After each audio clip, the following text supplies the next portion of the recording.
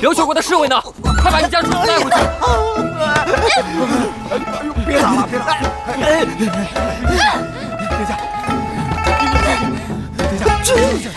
下，给我拉开！夫妻之间的情趣，朕理解。不过这样看来，是该让王子妃在这多待些时日，顺便带她四处转一转，好好学习我们大明女子的温婉和贤淑。罢了，退下吧。你们好生休息吧。谢陛下。谢陛下。打我！行。二位慢走。奏乐。奏乐。众爱卿继续。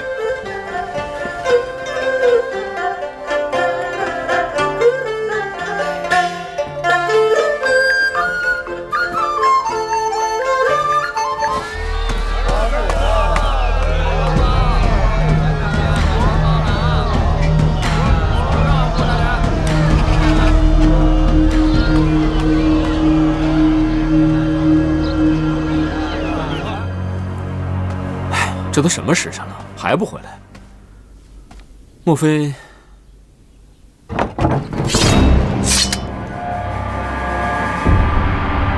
夏雄，时间紧，咱们先说正事吧。西门庆会继续帮我们盯着皇上。金陵城内有什么情报？回大人，金陵城中许多店小二都是咱们的人。打听到城中百姓很多人已经对燕王造反议论纷纷，更有很多人对当前政权表示了不满。继续。大人，经营两米铺子的兄弟常能听到百姓们抱怨官府无能，百姓生活苦不堪言，粮米都越来越贵了。可我们发现有不少大臣府内购粮米却是大肆成风。属下猜测，官员们也开始对燕王造反一事有所忌惮，从而购粮以备不时之需。说不定还有人想借此机会发一笔乱世横财。大人，属下还搜集到，这一连好几日，各级朝廷官员都聚集在城中有名的歌舞房内，在一个包厢里彻夜长谈。探子在隔间听到了燕王和当今圣上的名字。季老弟，照这么说来，这金陵城内是看似一片平和，其实早已经暗潮涌动了。夏兄想说什么，不妨直说。依现在的情形来看，只缺一个契机。诗歌会。我明白了，夏兄的意思是想利用民间舆论的力量，给他们施压。可这跟诗歌会有何关系啊？这正所谓是君为轻，民为重。后天晚上，莫愁湖是对平民百姓开放的，届时不止湖上，整个莫愁湖畔必定人山人海，热闹非凡。我们就借此把民间的谣言传播出去，让整个金陵城骚动起来。我们这一次也让罗克迪等人看看我们飞龙成员的厉害。我不去，我就是不去。我已经是老姑娘了，不成？为什么要嫁那么早？你们就这么迫不及待把我赶出家门吗？我不去，我就是不去。我要嫁谁，我自己决定。我不管，我就是不去。明儿啊，父母之命，媒妁之言，什么时候轮到你一个女儿家自己做主了？大哥，说到底，你不过就是把我当成你官场上的一个垫脚石而已。我告诉你，我绝对不会牺牲我的婚事来成全你的。放肆！父亲早逝，长兄如父，你的终身大事当然我来做主。再说，整个徐家不都是我在扛着？你的儿女私情，趁早给我丢一边。后天，莫愁湖诗酒会，你去也得去，不去也得去。总之，你的夫婿要尽快选出来。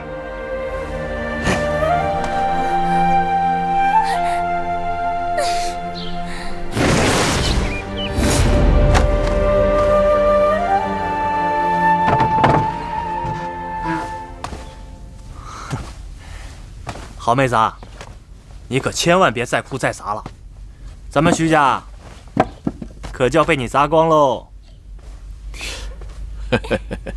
老三啊，我就说了，只有你来，他才听得进去。三哥也是来劝我嫁的，还是三哥也觉得凭我的婚事，能替徐家再争一争。你觉得三哥是这种人吗？你呀，别再哭了，眼睛哭肿了就不漂亮了。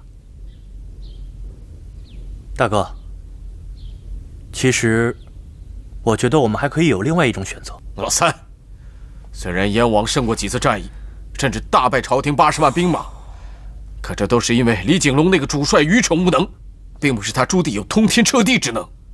更何况，父亲被太祖高皇帝誉为大明开国第一功臣，你我深受国恩，忠心服从，这才是为臣之道。所以，不管你有什么心思，都趁早给我收起来。大哥，你若是不想参与到姐夫和皇上的争斗中，就把权一交，守着我们这中山王府，然后靠着先帝赏赐的田产庄园，做个富家翁又何尝不好呢？胡闹！哼，想父亲为大明戎马一生，辅佐太祖高皇帝打下这万里锦绣江山，才到了你我兄弟2代，就甘心让中山王府没落不明，从此绝迹于朝堂？大哥，这话是什么意思？咱徐家的女婿我已经选好了，就是皇上最宠信的文臣方孝孺的爱子。既有这层关系，我们和方孝孺搭上线，自然也就和朝野间的无数文官搭上线。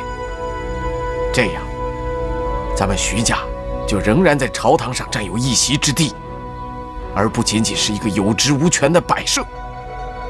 为兄用心如此良苦，你明白了吗？我明白了。大哥这么着急把明儿嫁出去，就是想赶在日落西山之前，搭上方孝孺这条文官的线，以便顾宠。三弟，大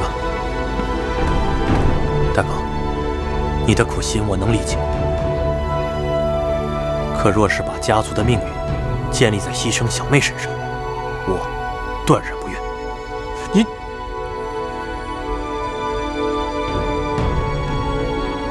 我不嫁！我不嫁！我不嫁！我不嫁！好，大小姐，不嫁不嫁。三哥，我真的可以不嫁吗？你的婚姻大事，你说不嫁就不嫁。可那个莫愁湖19会怎么办？到时候如果大哥硬是要逼着我去呢？你也知道，大哥他真的会叫人把我押过去的。那就去呗。那个莫愁湖19会也是为了让你们彼此相看。如果你去了，那些权臣之子看不上你呢？看不上我？难道我长得不好看吗？那倒不是，咱们明儿的美貌那是天下第一。不过明儿可以想办法不让他们看上你啊。三哥的意思是，对呀，我明白了。如果是我看不上他们，那大哥肯定会逼我嫁，那我还是不得不嫁。如果是他们看不上我，大哥也不可能硬着头皮去倒贴他们啊，是吧？毕竟咱们中山王府可是世代勋贵，丢不起这个颜面呐。太好了，不用出嫁了。大哥，还是你聪明，你英明神武，你聪明过人。哎呀，一会儿晴一会儿雨的，你这疯丫头。明儿是三哥的疯丫头，三哥对明儿最好了，明儿也最喜欢三哥了。只要你开心，三哥做什么都行。三哥对我最好了。来，请，来，咱们2个走。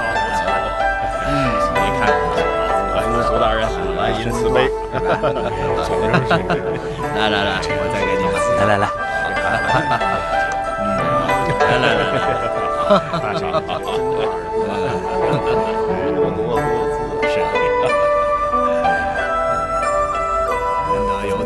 这群文绉绉的徐家宗派，真让人心烦。嘘，诸位大人，正值朝廷大军在北方战场节节取胜之际，我们共同举杯。哎呦，谁呀？是老子我。你吃饱了撑的你。哦，黄御史是朝廷大员，今晚主持诗酒盛会，在座的不是公卿大臣，便是新科的进士。曹国公，你不嫌自己太过失礼了吗？呸！我乃一品大员，爵封国公。本国公比你晚来，你大模大样坐在那儿，不见你这五品官起身相迎。本官就坐已经这么久了，不见你这五品官前来问候，礼仪何在？你这又成何体统呢？啊！九江，你别闹了。当初你和黄子成利用我，排挤徐家，我也就心甘情愿了。可后来，你们为了弃卒保帅，拿我当挡箭牌不说，还让我背黑锅，这件事儿该怎么算？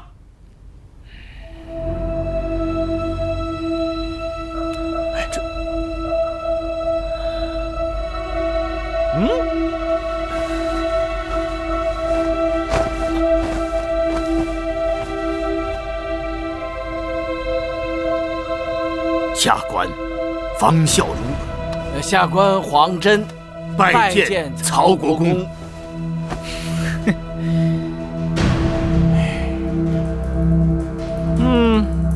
起来吧。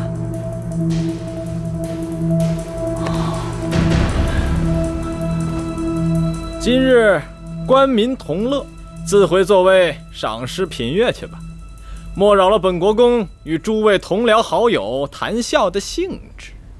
方某偶感不适，今夜的诗酒会我参加不得了。诸位同僚，我方某告辞了。方大人，是，对，真是哎，方大人，方大人别走，方大人，哎呀，你等我，方大人。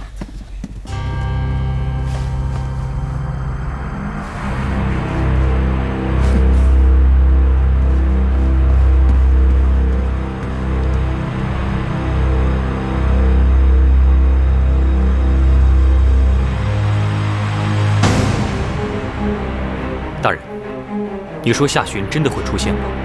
这么好的机会，夏洵不可能不出现。我们按原计划行事。是。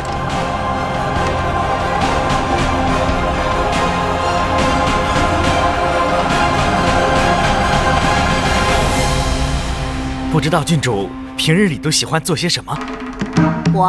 我喜欢什么都不做。郡主可真会说笑，郡主琴棋书画肯定样样精通。比起琴棋书画，我更擅长拳脚功夫。我家的护卫都常常被我打得趴下不说，就连我三哥都不是我的对手。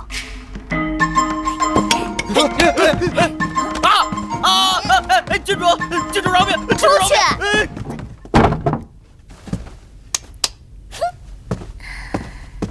哎呀，真是一群惺惺作态的人啊！要是夏洵在的话多好，一定会很有趣的。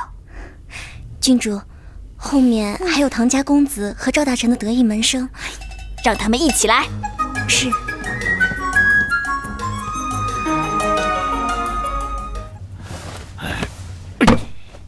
方大人息怒，李景龙那家伙实在是欺人太甚。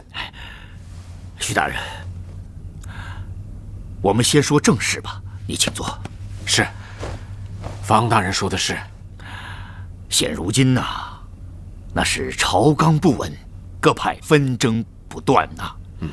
虽说你徐家有先皇的恩典，又有免死金牌，可是你始终未有实权呐。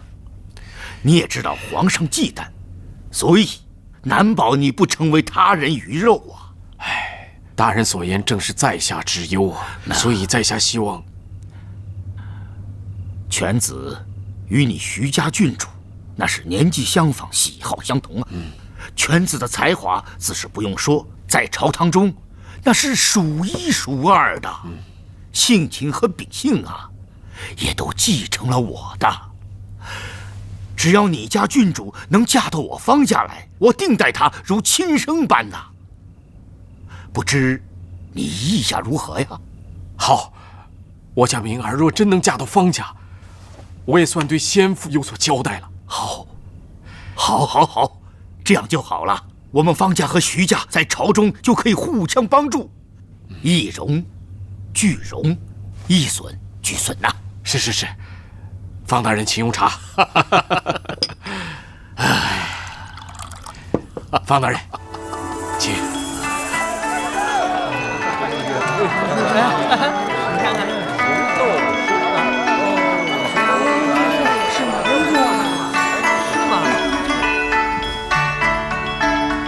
两位贵士，今晚的诗酒盛会，以诗佐酒，以酒助诗。微臣斗胆有请两位贵士各吟诗一首，也让我们感受一下贵国的文化，如何呀？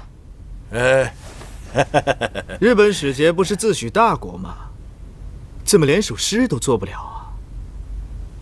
王子背诵国书的事情，大伙可都是历历在目。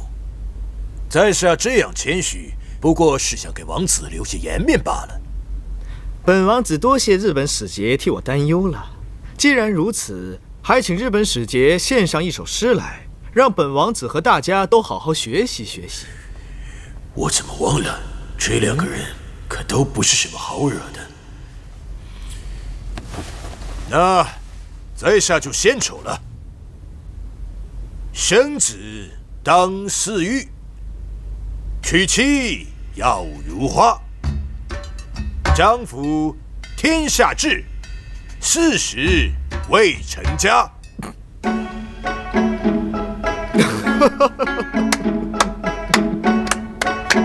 好诗，好诗。那是自然。王子，请吧。哎呀，这等浅显的好诗，本王子当然是不会了。不过本王子的侍从随便做首诗，估计也会比你那40未成家要好得多。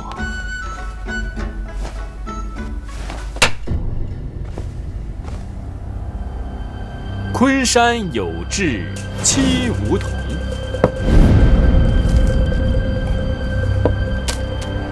攀附枯枝落弦声。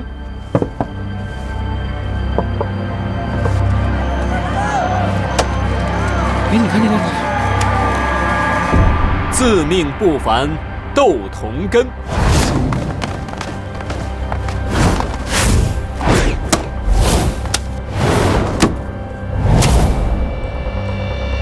离地半尺，以为雄。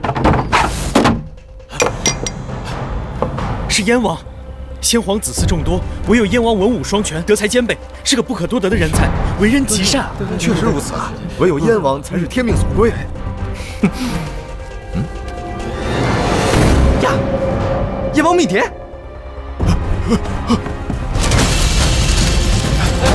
这是。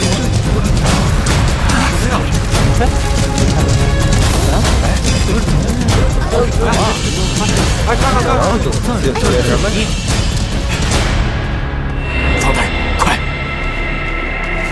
快，赶紧带两位使节离开！哎呀！走，这边。啊，写什么呀？写的都是一样。我知道是一样。我们走。不好，小轩已经动手了。大人，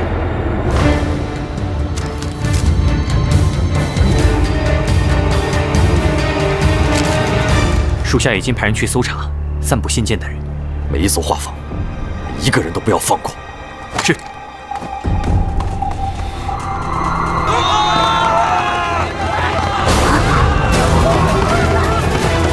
这件事就交给你去办。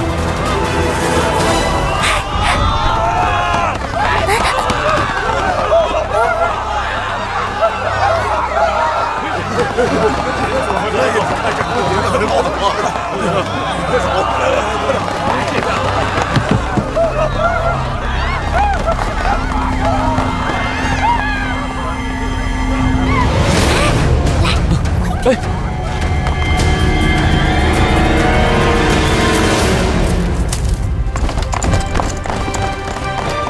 去那边，其他人跟我来。是。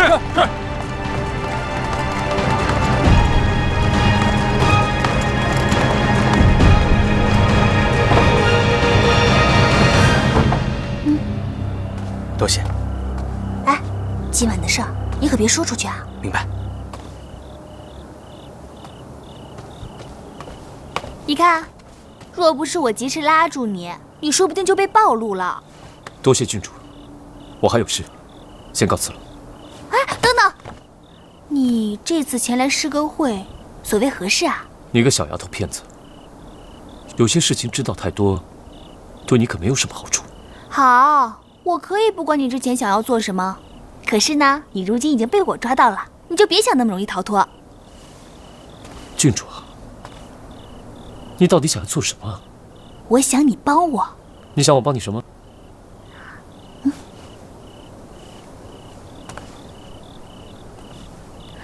我想你帮我解除婚约。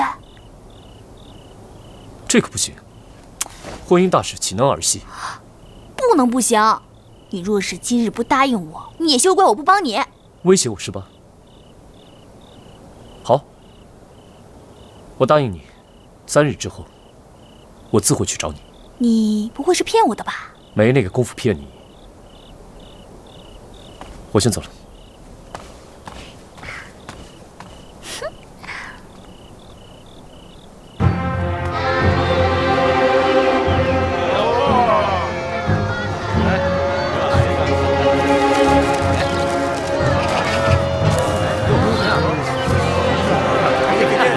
我来看看啊，这散布信件者，一律当作燕王乱党处死啊！送烟墨，属下立即去查每一家印刷坊的烟墨。你去查一下，把半年内金陵城内所有新开的、新换了主人的印刷坊、书斋，甚至文房四宝店，统统给我罗列出来，再与他们的出版印刷之物校对淹没痕迹，用时间锁定盘查的范围，用油墨锁定可疑的人。属下不解，为何是半年之内的商铺？像这种松烟墨，至少埋在地下2年才能使用。他们开店打掩护，只能从别处购买。这种店开张绝对不会超过半年。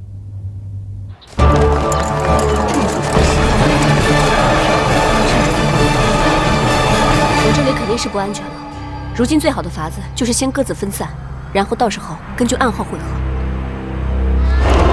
让开！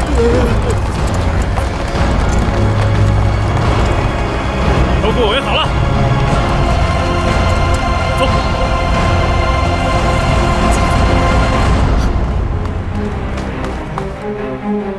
你们谁是老板？我是。没事人都给我出去！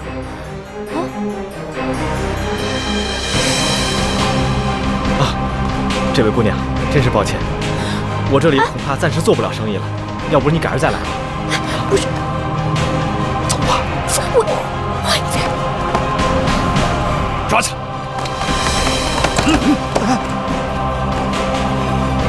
带走！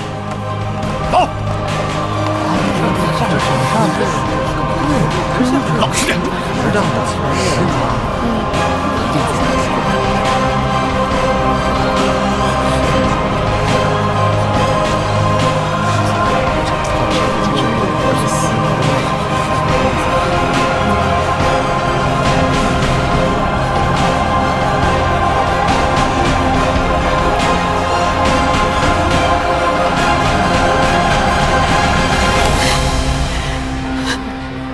别冲动。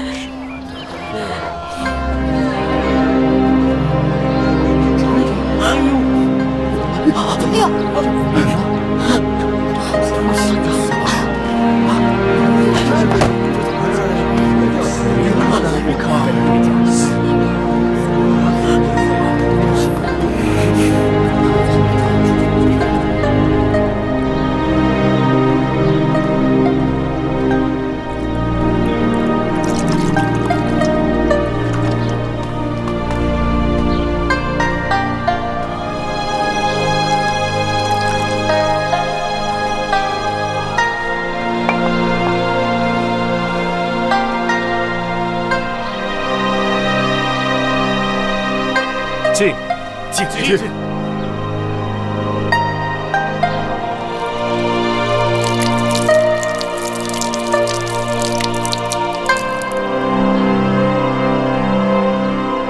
你们别这样，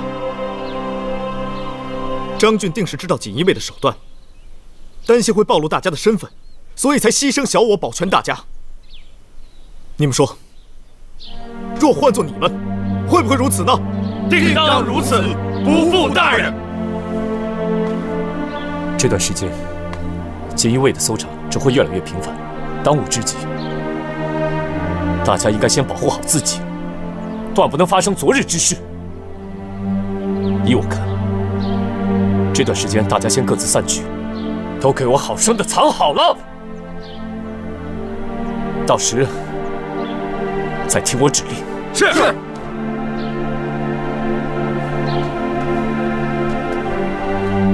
你信不信我？你是想说，目前这件事没有表面上这么简单？这么看来，你也有所怀疑。我总觉得，说不定已经有人暗中盯上我们了。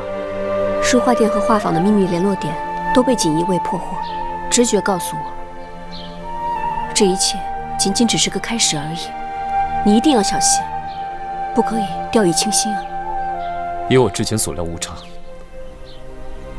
现如今金陵城中暗潮涌动，真正能够接纳我们、收留我们的人并不多，我们的处境也更加危险，所以我最好和你们分头行动。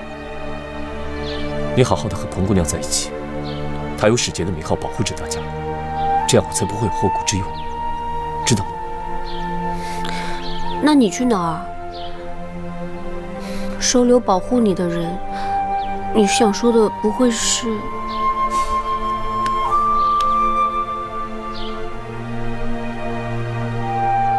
听话，我不在的时候，你要好好的吃饭，好好的照顾自己。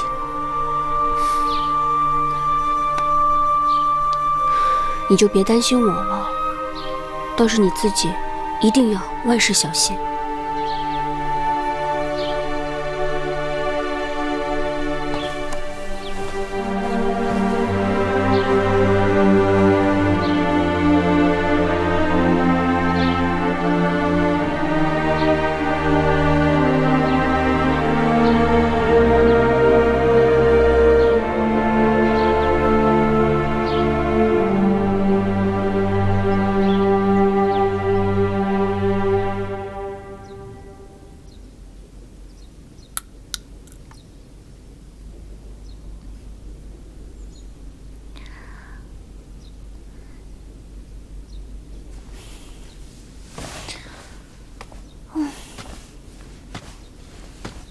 闷，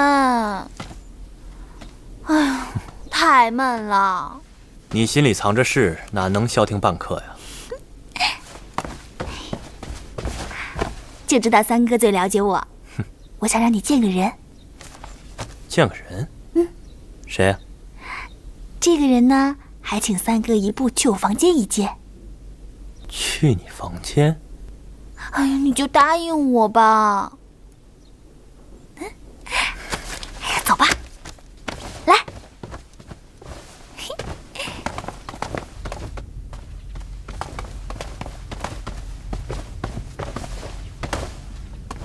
草民夏寻参见徐大都督。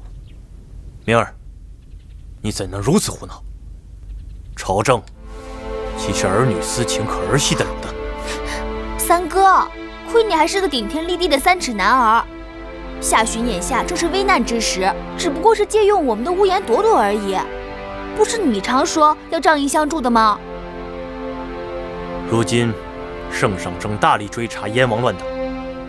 若是此刻让人知道咱们和他们有私下来往，你想过这个后果吗？夏寻此次拜访实属突然，却未想到徐大都督如此为难。那既然如此，夏寻这就告辞。别走！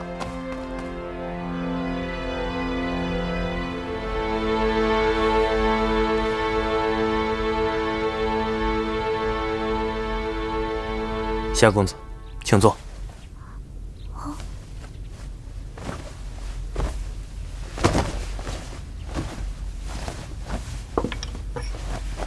想必夏公子也知道，如今朝廷形势逼人，我徐府虽不受圣上所重用，但也是先帝辈的忠义之臣。若是此时落下了任何把柄，我实在无法用徐府上百条人命去赌。徐大都督所言，夏巡明白。只是燕王此次出师，为的是清君侧，重整朝纲。如今奸人当道，民不敢言。难道这是徐大都督您所想所愿吗？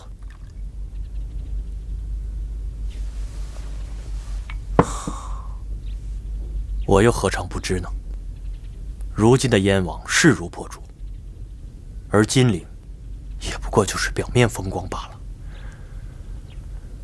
这能撑多久，谁都说不准。三哥，所以我说嘛，我们徐府不受重用，还处处受气，为何不早日去找姐姐跟姐夫呢？是啊，徐大都督既然已经看透形势，那为何不早一些？可谁叫我们都是徐家人？这就是我们的命啊！更何况，我们现在背负的不仅仅是徐家的清誉，更是徐府上百人的性命。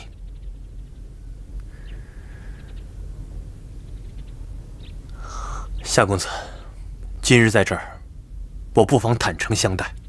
你我虽然阵营不同，但我愿意交你这个朋友，护你周全。夏巡，感激不尽。来，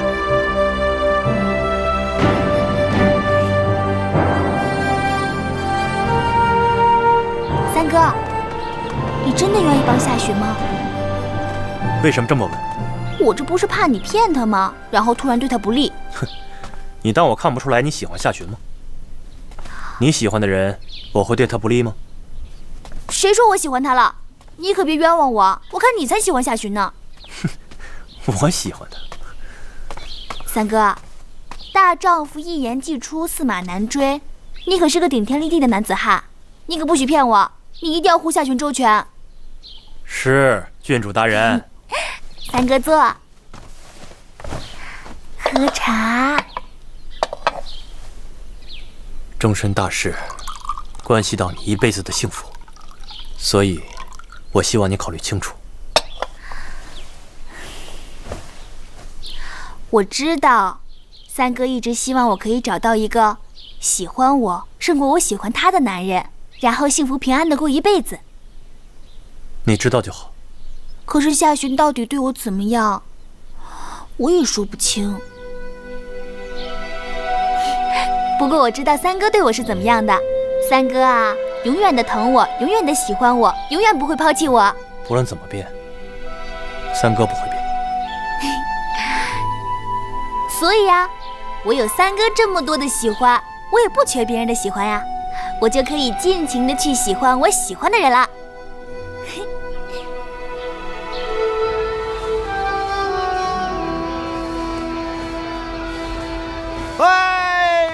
谢姑奶奶，谢姑奶奶，听说你又开了家古玩店呢，发财了！去，你要再这样，我可就告诉彭姐姐了。哎，不，我说谢姑奶奶，你可别忘了啊，是你叫我过来帮你想办法怎么应对这些锦衣卫的，如今你又叫我闪一边去。我喊你过来呢，本来是想趁夏巡不在，正好给你个机会展示一下你的聪明才智而已。对哦，谢姑奶奶，我这么掐指一算，夏老弟去徐府不少时日了，你心里就没有一点点吃醋吗？你不担心我这聪明机智又风流倜傥的夏老弟被郡主给拐走了？他才不会像你一样呢，我相信他。哎，脸红了，哎，好了。不开玩笑了啊，是不是我帮了你，你也应该帮我，让子琪实现嫁我的约定啊？那你先告诉我，有什么办法能够让这里避免锦衣卫的盘查呢？之前不管是画坊还是书画店，我都花了不少的心血，被破获之后，我损失可真是不小呢。这要是日子一长，我怕这生意做不下去了。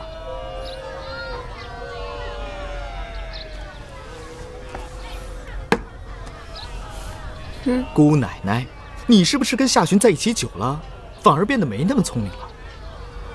古语云：“擒贼先擒王。”若是你这地方平常出入的都是些达官贵人，还有谁敢隔三差五的上这儿来搜查呢？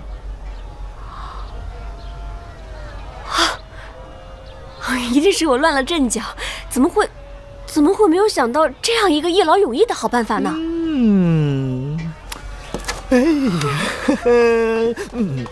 我帮你想了办法，你是不是也让我尝尝甜头啊？你又在打什么坏主意啊？我想开青楼，我看你是色胆包天了吧？啊，外面步步紧逼，你还有闲情在这青楼？我看我今天不好好收拾一下你，你就原形毕露了。痛，真的好痛！我的耳朵又不是金刚不坏的，你这样听下去被坏了不可。好啊，那我换你鼻子。鼻子不行，鼻子更疼。我看你是死猪不怕开水烫。你知道吗？青楼对于你们男子而言，不过是消遣的地方，可对于世间许多女子而言，那就是一个地狱，或许是永远都逃不出的地狱。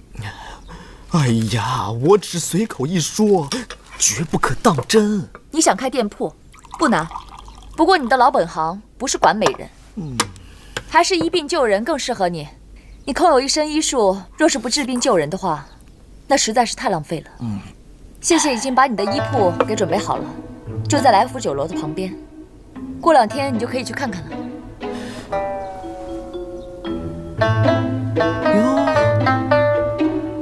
这谢姑娘平时不声不响的，到底有多少事情瞒着我们呀？开店那可是谢谢的老本行，她最拿手了。你方才所言没有骗我。我们虽然不能救天下人于危难之中，但若是能够让他们少病少灾的话，那也算是我们问心无愧了。对，是在下肤浅了，没有你看得那么透彻。哎呦，好了，这几日我就好好的温故一下医书，到时候再让你们领教一下我的本事。我的医书去哪儿了？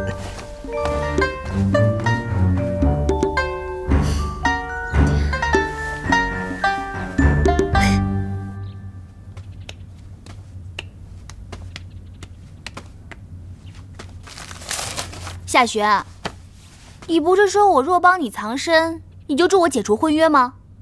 这都这么些天了，你每天除了跟我三哥聊天说地，丝毫不提我婚约一事，你什么意思啊？心急吃不了热豆腐，你三哥那人吃软不吃硬，你都劝过他那么多次了，我劝说又能如何？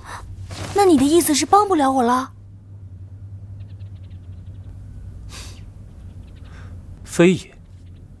这正所谓是敌不动我不动，你的婚姻大事是由你大哥做主，如今还没有任何风吹草动，你急什么？放心好了，我答应过你，只要你借我赞助，我自会让你如愿逃婚。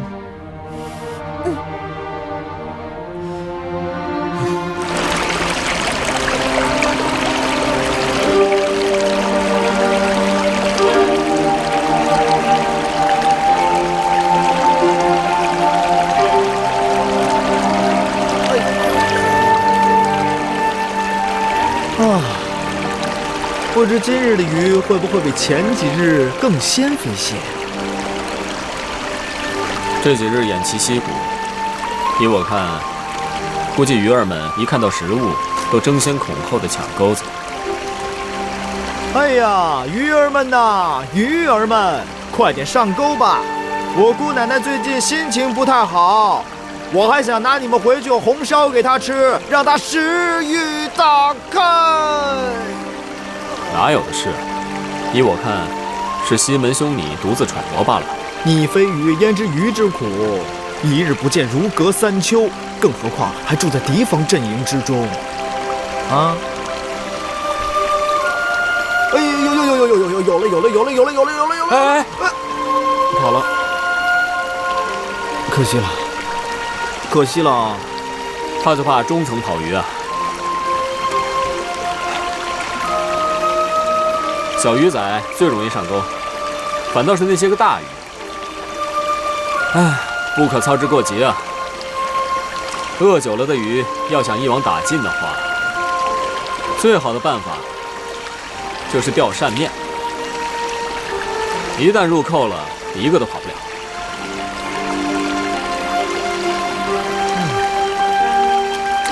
哎呀，有了！有了！来，让他好好吃饭。那我替谢姑奶奶，谢谢你了。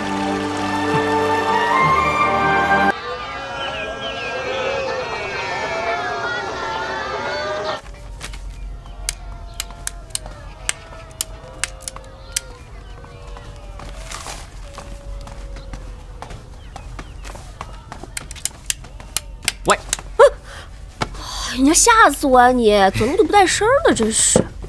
哎呀，我说姑奶奶啊，你最近都没怎么吃饭，我们今天特意为你准备了红烧鱼，你好歹吃2口啊。这鱼是你做的，不吃。你没看到我正忙着呢。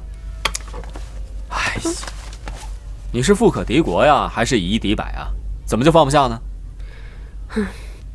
那这鱼不是你做的，是谁做的？哦，对了，我今日还没有看到彭姐姐呢，她去哪儿了？你呀，最近恨不得跑到账本里去了，哪儿还记得我们呢？你彭姐姐今天收到了夏老弟的消息，这不，赶紧去给飞龙成员下达命令去了。收到消息了，他说什么了？他说你不好好吃饭就不要你了。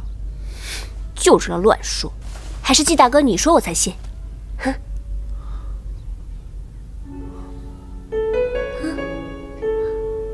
没错。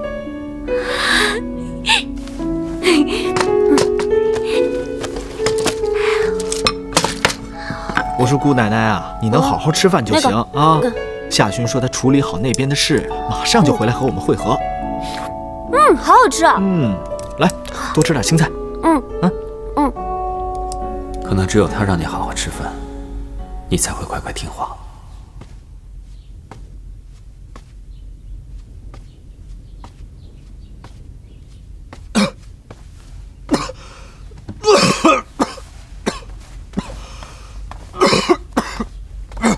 大人，腰间好了。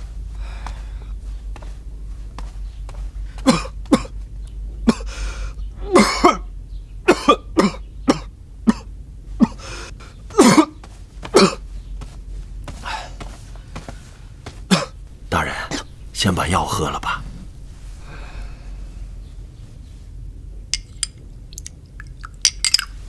大人，您就算不为自己的身子着想，也为这府里的下人着想吧。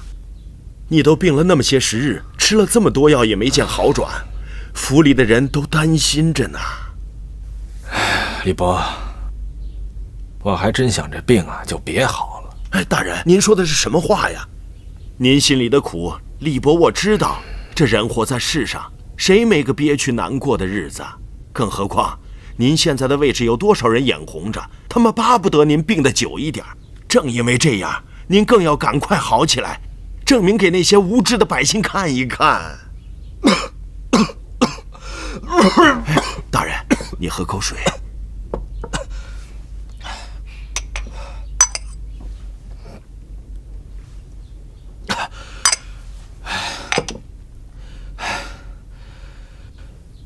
李伯，如今坊间都流传，我就是天下第一的。大人，咱不说这个了，咱不和这坊间平民一般见识。唉，罢了。曹豹将军也罢，好歹有个将军的头衔儿啊！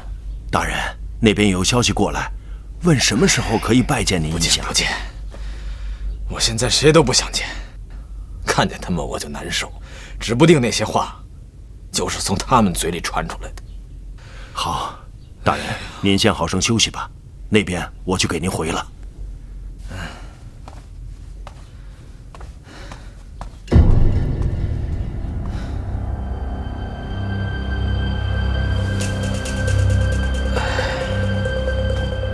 如今我成了朝廷的靶心，所有的罪责都怪在我身上。方孝孺和黄子成那边一定想尽办法顺水推舟，想要一举扳倒我。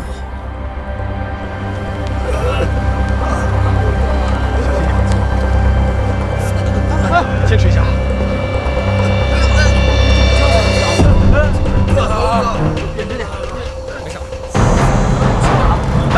大夫，我的眼睛怎么了？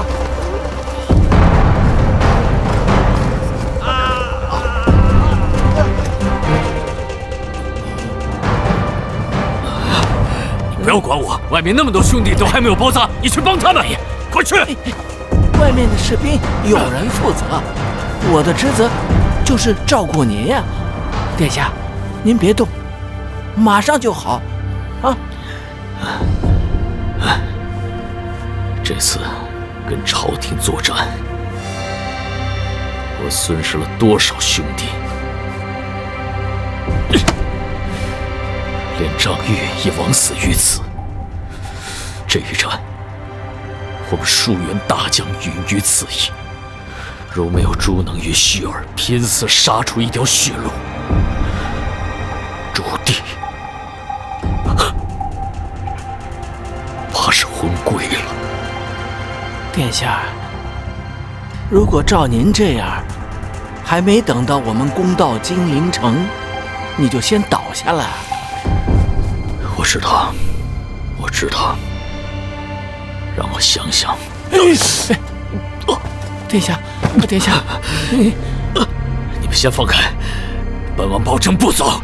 你们放开！好。疼啊，殿下，疼啊，那就对了。我倒想知道，那些金陵城里赫赫有名的将军们，还有谁能比您不怕死，就任血流一地呀？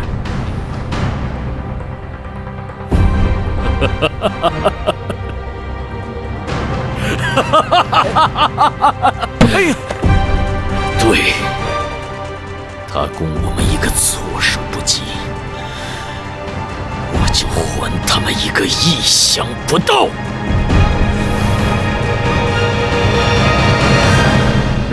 可记住了啊。知道了。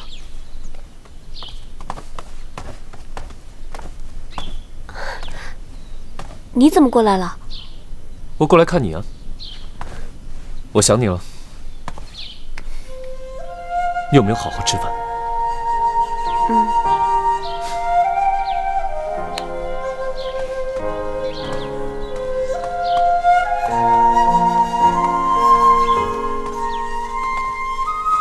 我在那边每日都和徐大都督畅聊至深夜。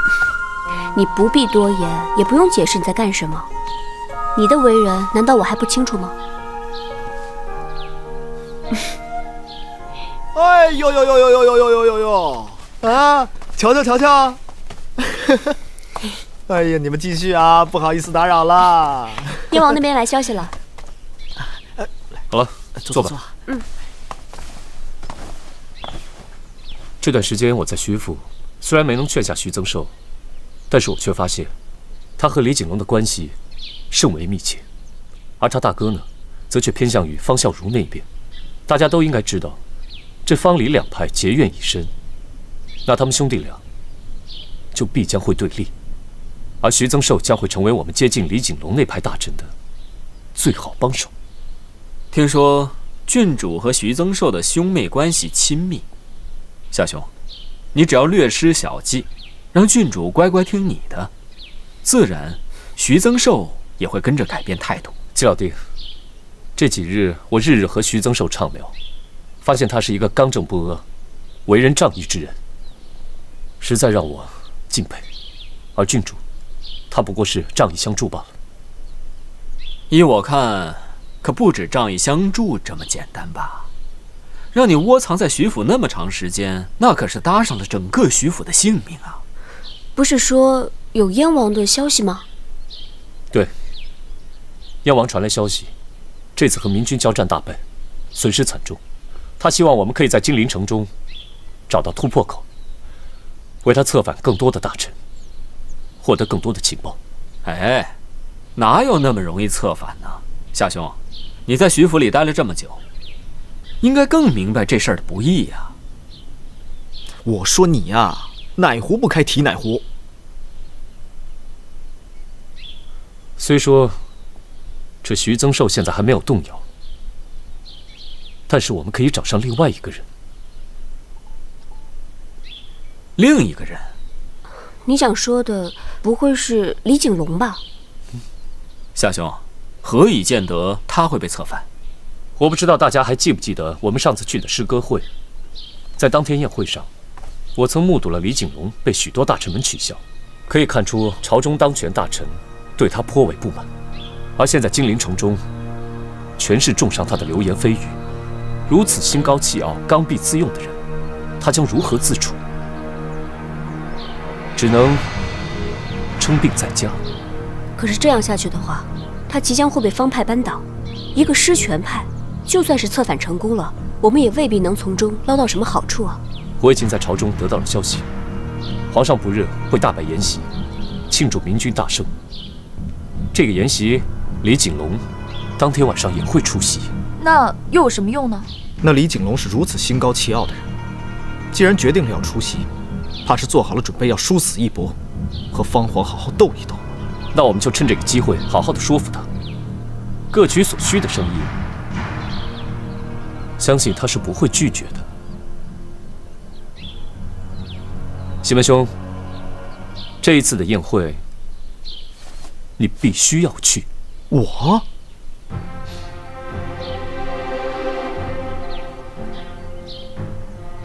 可我该怎么混进宴会呢？参见陛下。来，王子请坐。王子妃有孕了，真是可喜可贺呀！已经1个多月了，初来大明第3天时就有了，特来感谢陛下，是陛下的隆恩福泽了我们。好，好，好，我大明最近真是喜事连连，先我大明军队大获全胜，后有王子妃在我大明有孕，实在喜人。不日，我会在皇宫中大摆筵席，王子，记得带王妃前来，正要给你们这个未出生的孩子大大的赏赐，好让我们的皇宫喜气冲天。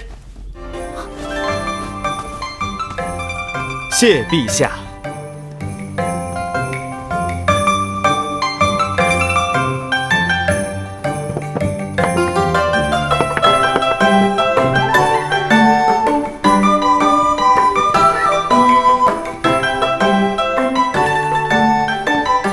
曹国公，有病就该在家里好好养病。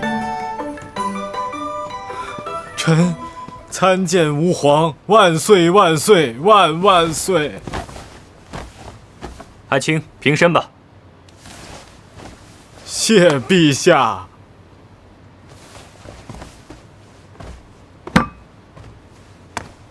奏乐。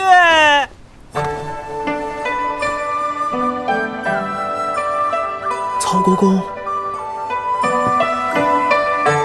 来，王子，远道而来。谢陛下。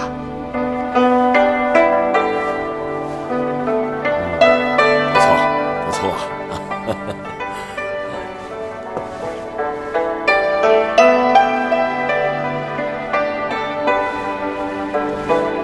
祝爱卿。请。谢陛下。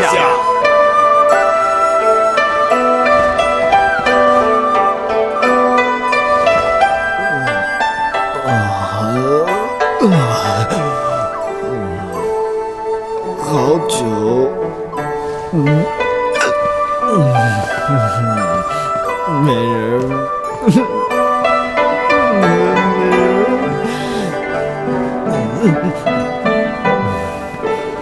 曹国公，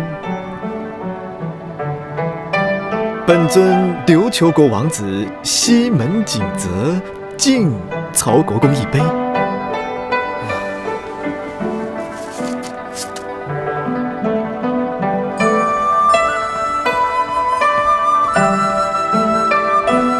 不打扰了，请便。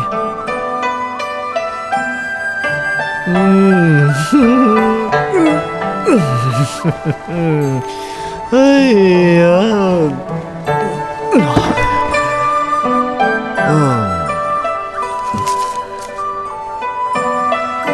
诸位同仁，咱们共同举杯，敬陛下一杯。吾皇万岁万岁万万岁！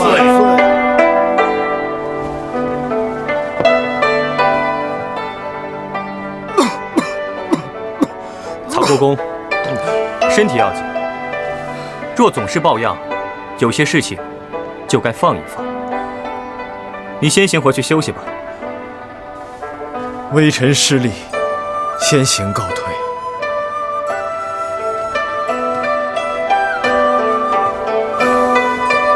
朱清，请。谢陛下。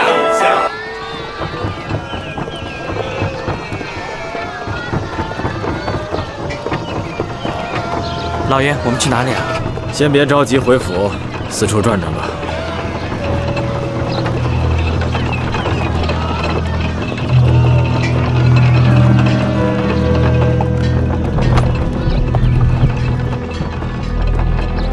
在下只是一只小奴，在皇上的眼里是一文钱都不值。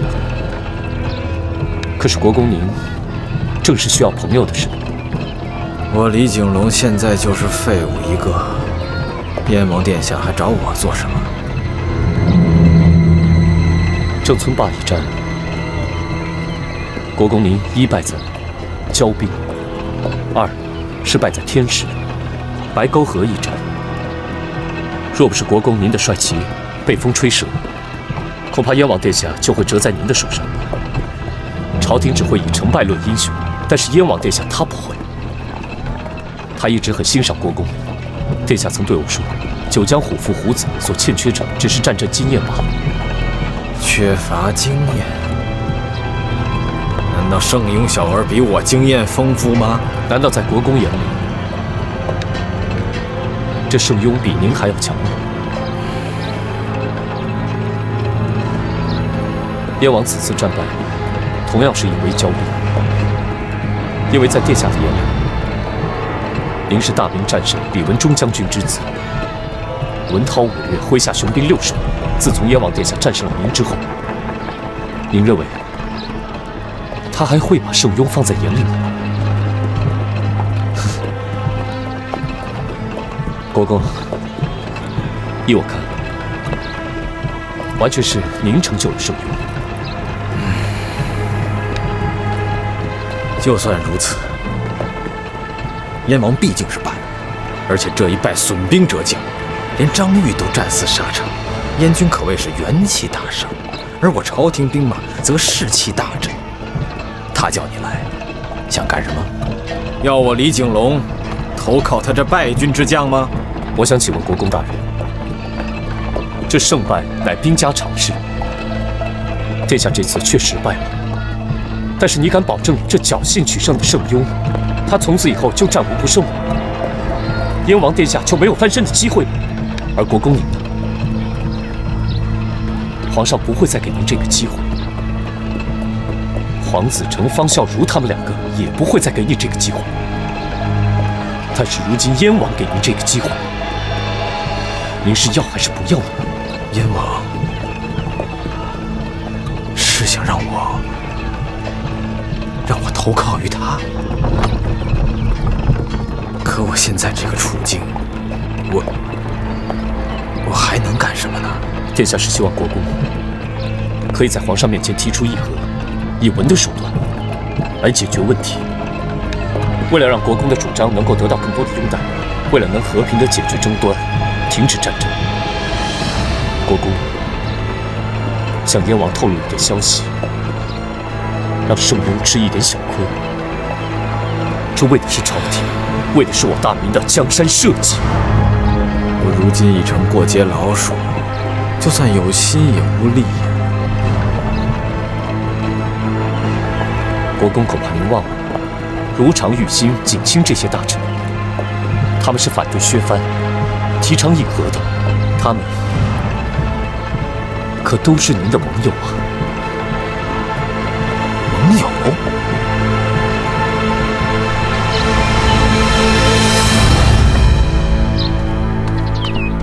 拜见国公大人，您里面请。下官恭送大人。大人慢走。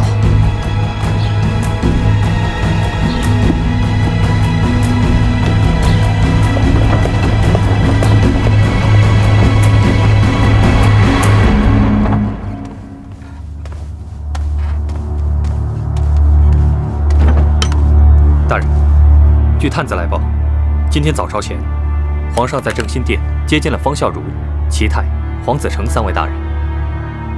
啊，不过是圣庸打了败仗被迁怒了。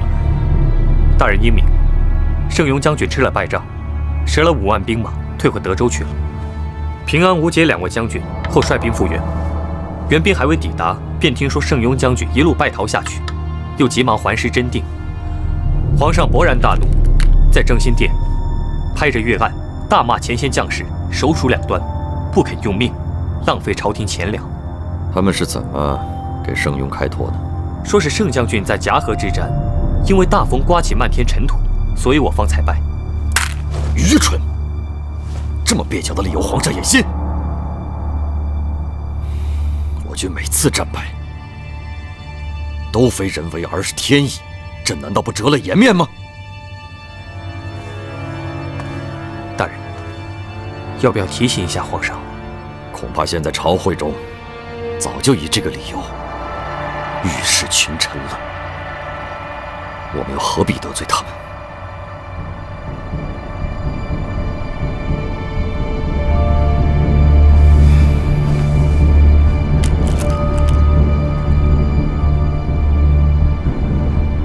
看来这又是一个九死一生的局啊！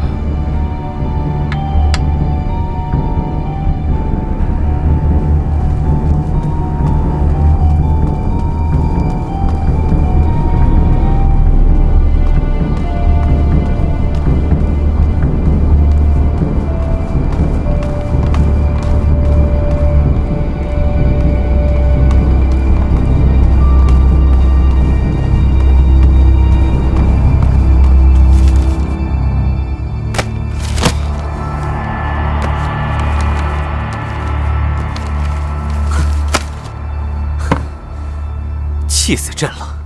屡屡败仗，还来指责朝廷用人不当。这个圣庸真是吃了雄心豹子胆。朕最大的失误，就是让他当了将军。陛下息怒，陛下息怒。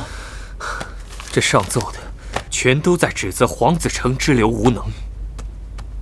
圣庸焦躁，才会节节败退。上奏的不光有在京的官员，还有在前线的将领。朝野上下已经诸多不满了。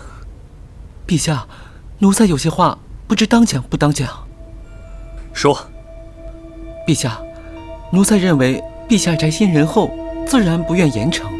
可是黄子成那波大人们已经成为众矢之的啊！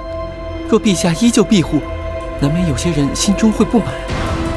若到时暗中勾结燕王，岂不得不偿失？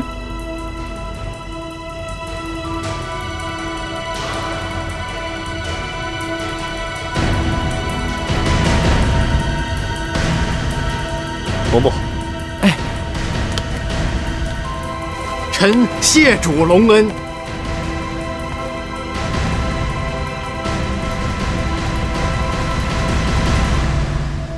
恭喜曹国公，从今日起，您就代黄子成之位主持朝政了。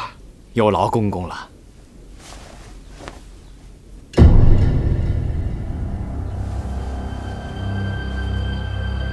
奉天承运，皇帝诏曰：黄子成其态无能，圣庸骄躁，致战事溃败。今官降2级，留府反省，以观后效。钦此。臣领旨谢恩。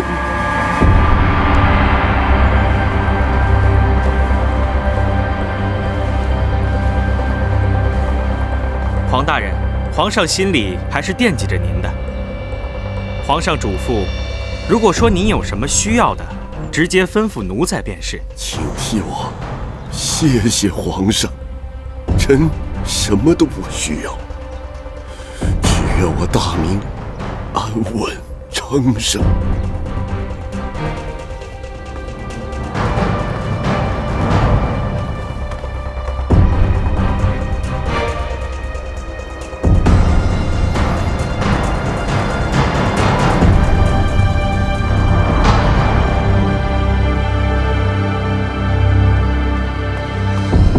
殿下，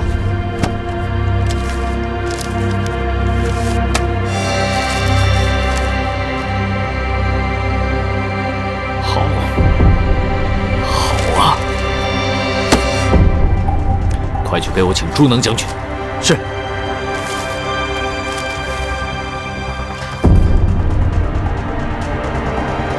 朱允文已将黄子成其态贬之警示，还想派使臣前来议和。哎呀，恭喜殿下呀！殿下，这最大的绊脚石已经没了，那咱们下一步怎么做？如今金陵城中所有情报尽已归我囊中，之后自是整顿军纪，鼓舞士气，一鼓作气，拿下金陵。末将得令。去吧。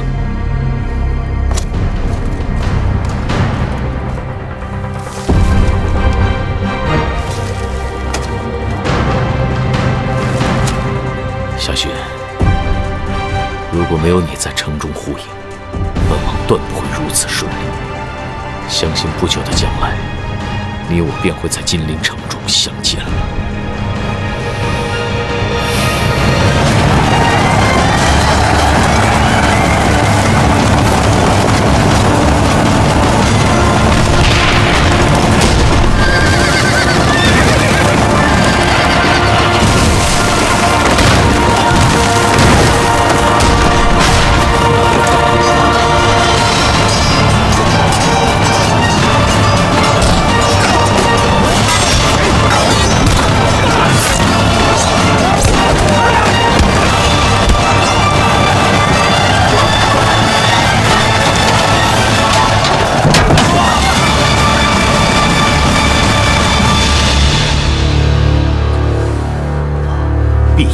稍安勿躁。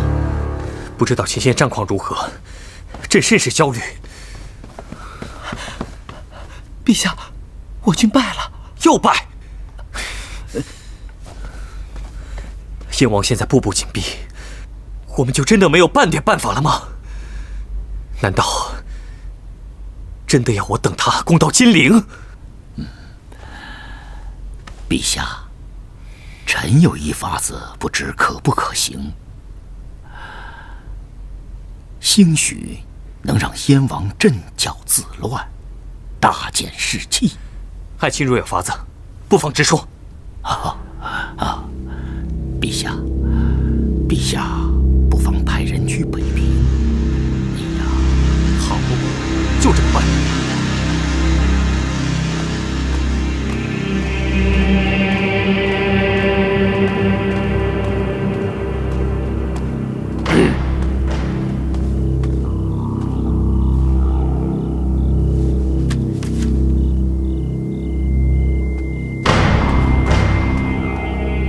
回去告诉你们主子，这便是我的答案，你们可以离去了。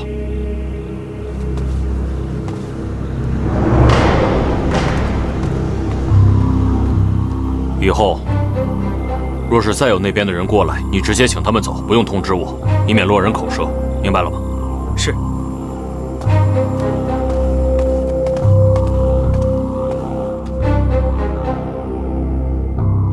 你刚刚所言全都属实？孩儿也是收到了情报，说大哥也会密探。不过，孩儿相信，大哥绝不会受皇上所蒙蔽。黄延颂的口信说，皇上派人招降，但是连人带信一并被大哥扣下，并没有提到大哥答应投降。孩儿三兄弟入京时，皇上盛情款待，对大哥极尽优容。后来又常召大哥入宫叙话。大哥博学多才，又精通琴棋书画，不似孩儿这般一介武夫，自然甚受皇上爱护。大哥也自然对皇上有几分情谊在的。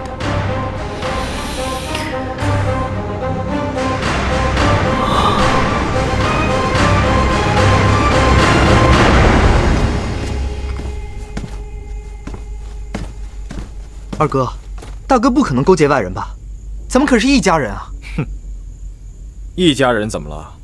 如今天下打成一团，不也是姓朱的吗？不都是一家人吗？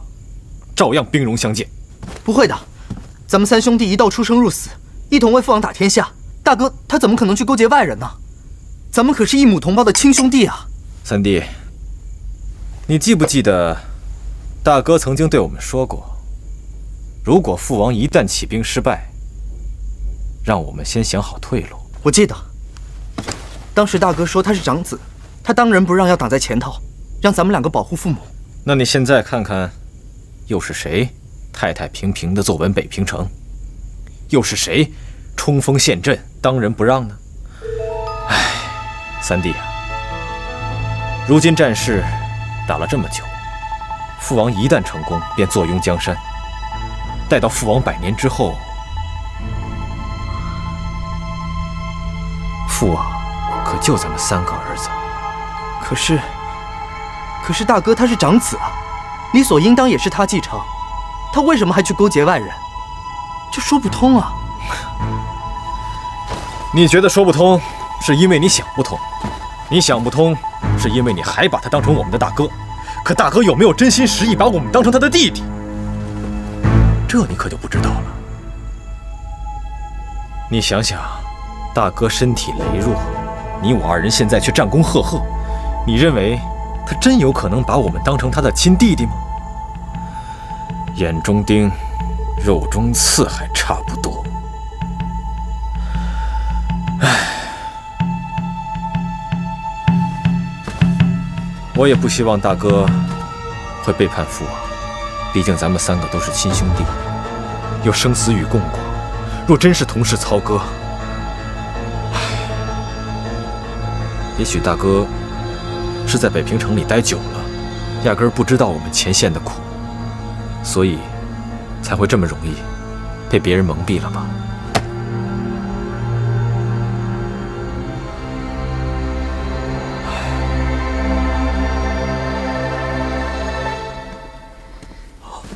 赤儿，孩儿见过母亲。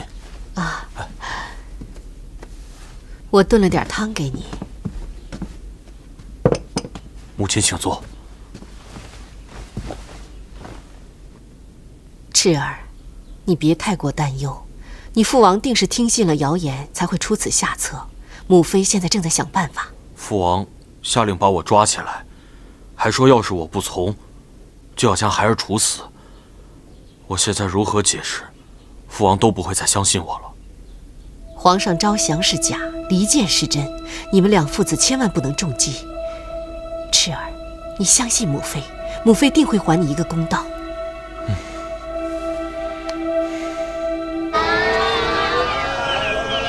彭姐姐，你说这李景龙也被夏巡成功策反了，如今朝廷布满了情报网，可是夏巡他怎么还不回来啊？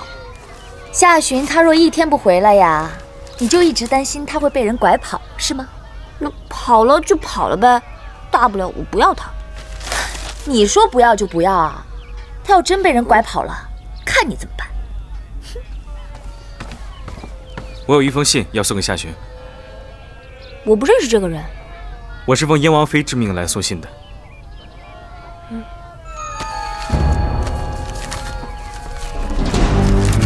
夏巡，五儿的性命全托付给你了。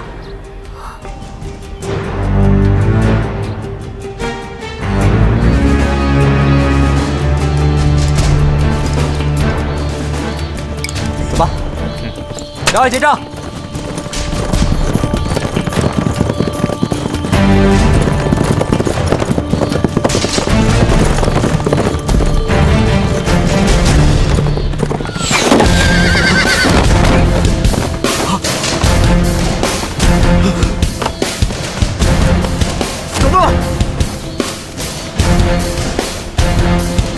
带他们去见殿下。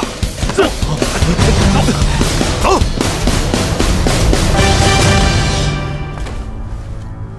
北平那边可有消息？回父王，府中暂时没有消息。不过什么？说。孩儿听闻，北平城外的明军消停了很多，不知是否与大哥有关？你大哥他敢！请父王饶过大哥，大哥也许只是一时糊涂才……混账东西！北平有母妃看着，应该不会出岔子。你大哥要是干出这种混账事，我绝不放过他。启禀殿下，营外有人求见。什么人？他说他是金陵夏家的。快，叫他进来。是。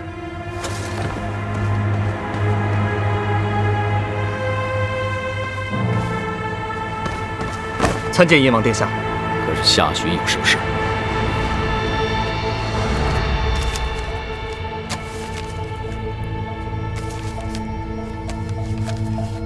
那两人正押在帐外，不知殿下是否要亲自过问？不用了，去吧。是。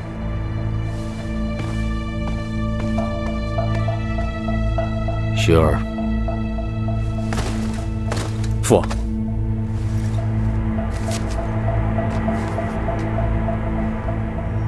父王，这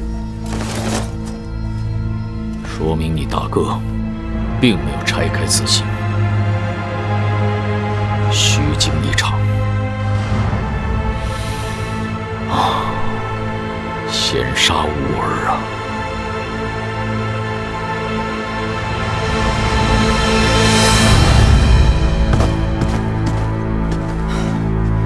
如此良机，竟生生让那个姓夏的给搅和了。二公子且息怒，此事定然是王妃从中斡旋，否则那个夏巡又怎会知道呢？此番虽未动摇世子地位，但足以影响王爷对世子的看法。二公子您骁勇善战，次次身先士卒，这营里的将士都说二公子您越来越像王爷年轻时候的样子了。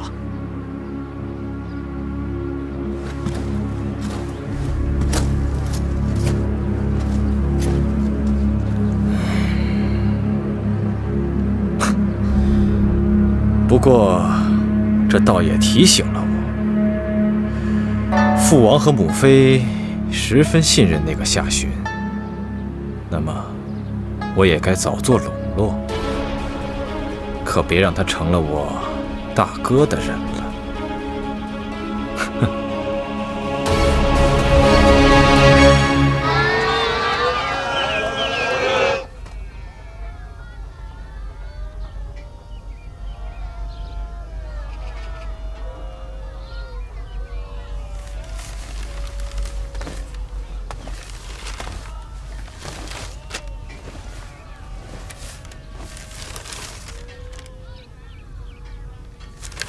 这封信很奇怪吗？我受王妃所托，查明事实真相，为的是保住世子地位。二公子应该尤其记恨我才对，可是为何要写信向我道谢呢？这二公子与世子好歹也是亲兄弟，他替世子写信道谢，也无可厚非啊。世子固守北平，功绩斐然。如今燕王的大军已经迫近淮河北岸，断不能后院起火。朝廷的这个离间计并不高明，依照王爷的阅历，他不可能看不出来。定是有人在王爷面前火上浇油。你的意思是，这个人难道是二公子？世子失势，获益的人只有二公子一人。那我就不明白了，二公子这个时候给夏兄写这信是什么意思啊？那是因为他终于发现，咱们夏老弟是个不可多得的宝贝，得拉拢。这封信还挺高明的，知道我们夏老弟是重情重义之人，便以此笼络人心。不过越是这样掩人耳目，故作好心，他那心思只会让人看得更清楚。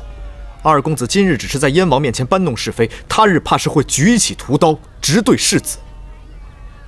到那时，世子又该如何自处呢？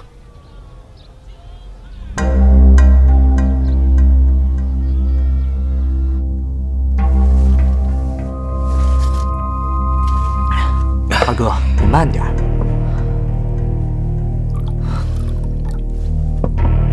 二哥，你在前线屡屡立功，父王全都看在眼里呢，你别这样。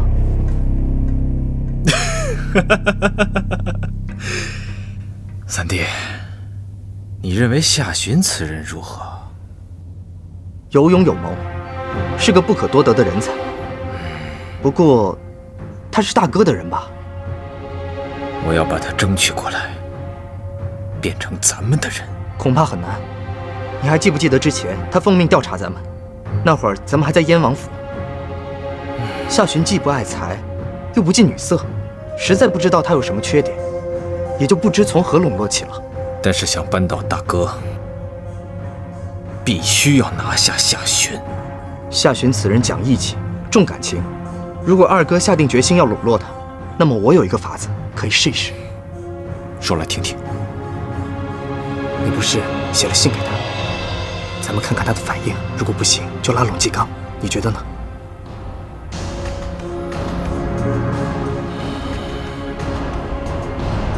好，就这么办。来，一饮痛快，干！干！